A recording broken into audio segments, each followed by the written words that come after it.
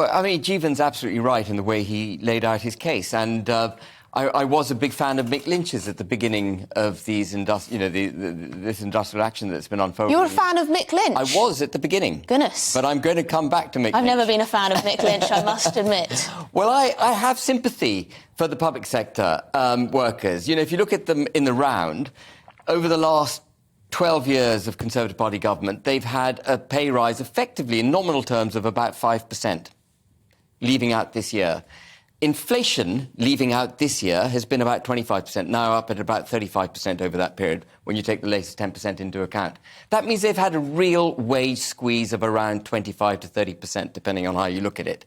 That is a massive reduction in real wages. And I think Grant Shapps in particular was tin-eared when he was listening to these complaints about the need for higher wages.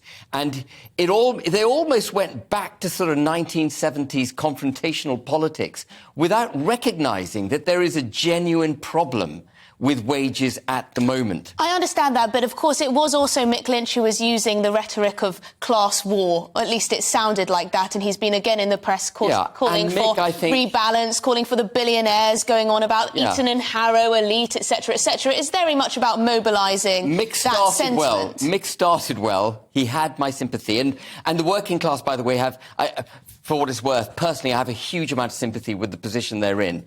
And it comes back to 12 years of no growth in the economy, but I won't talk about that at the moment. But that's a fundamental problem. But Mick Lynch has gone over the top now. He's now calling for this general strike. There's nothing to warrant a general strike across all sectors coordinated to cause maximum damage to the populace. That is not what he should be doing. He does have an 8% pay offer on the table. It might come with restrictions, but it also comes with the promise of no redundancies for 2 years. He should now back off.